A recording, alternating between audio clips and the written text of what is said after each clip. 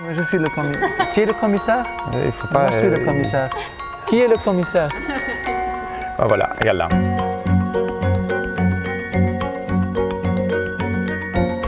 Bonjour, je m'appelle Sam Bardawil et je suis le co-commissaire de la 16e édition de la Biennale de Lyon en 2022. Prêt? Je suis Till Felrat et je suis l'autre commissaire de la Biennale 2022.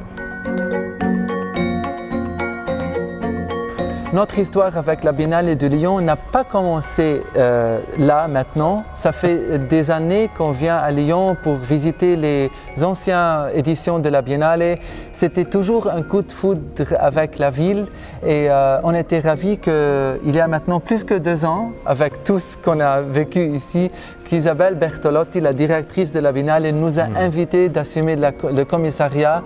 Et jusqu'à maintenant, c'était vraiment une histoire d'amour, je peux dire. Alors, on a décidé de parler de la Biennale aujourd'hui, 1 an avant l'ouverture, parce que ça aurait été le temps où la Biennale dû ouvrir au public, mais avec toutes les complications de Covid, 1 an de décalage, là, c'est le moment de marquer cet événement très important et pour dire à tout le monde, vous êtes la bienvenue et là, on vous attend pour la prochaine édition. Pour nous, c'est aussi important que cette édition de la Biennale est beaucoup plus qu'une grande exposition d'art contemporain. On aime bien que ça devienne une sorte de vague, un mouvement, un discours avec un public assez large. Donc, on veut impliquer beaucoup d'organisations de la région de Lyon un peu autour pour que voilà, ça devienne quelque chose de beaucoup plus approfondi qui touche beaucoup plus de gens. C'est pour ça qu'on commence la communication aujourd'hui, presque 1 an avant le vernissage de la Biennale, de la 6e édition. Bon, on ne va pas tout vous raconter aujourd'hui, on garde quelque chose pour après, beaucoup de choses. Mais pour aujourd'hui, on est ravis de vous dire que le titre de la prochaine édition de la Biennale, c'est le Manifesto of Fragility, le manifeste de la fragilité. L'idée, c'est aussi que la fragilité, normalement, on pense ça comme un point faible. Donc, c'est quelque chose qu'il faut peut-être cacher ou il faut gérer d'une façon ou une autre. Mais on pense que c'est quelque chose peut-être à vraiment accepter. Nous sommes tous fragiles. On est tous ici sur la Terre pour, je ne sais pas si on a la chance, 80 ans. Donc, c'est assez limité quand même. Donc, nous, notre existence, déjà, elle est très, très fragile. Mais on essaie quand même, de toute façon, de créer des choses qui dépassent notre existence sur la planète. Donc c'est l'idée de vraiment trouver le moment, le point fort, qu'on assume notre fragilité, que c'est un point fort.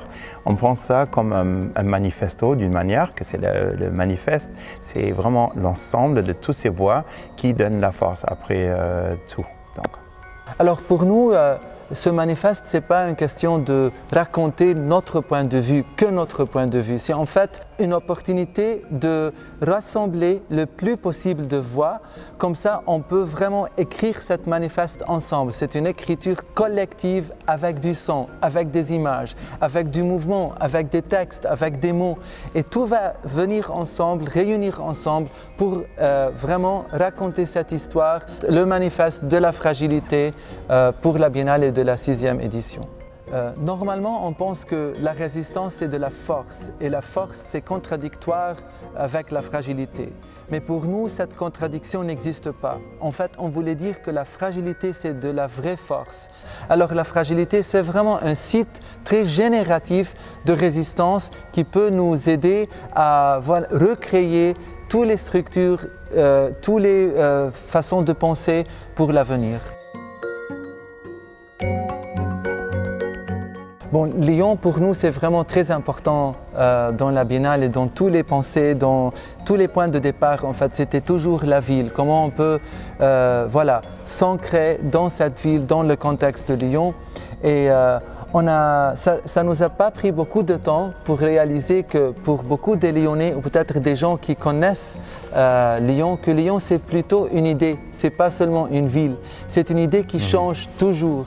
Et là, par exemple, quand on demande à quelqu'un « c'est quoi Lyon pour toi ?», il commence à raconter l'histoire de Lugdunum, la ville romaine, la gloire du passé. Pour des autres, il parle de l'actualité des frères Lumière. Il y a des autres qui parlent de Napoléon et son arrivée à Lyon et quand il a dit « Mais les Lyonnais, que je vous aime », la grande déclaration d'amour de Napoléon. Mais il y a aussi l'histoire d'une femme qui s'appelait Louise Brunet, qui est complètement méconnue, qui était une fileuse de soie, qui a voyagé au Liban après qu'elle était ici impliquée dans les révoltes de Canut. Alors, toutes ces idées, toutes ces histoires sont très très proches de nous et sont très très présentes dans la Biennale comme des plateformes pour ouvrir à toutes les questions de race, de genre, de colonisation, tous ces types de fragilité, même le corps et tout ce qui est autour, oui, dans la Biennale de 2022.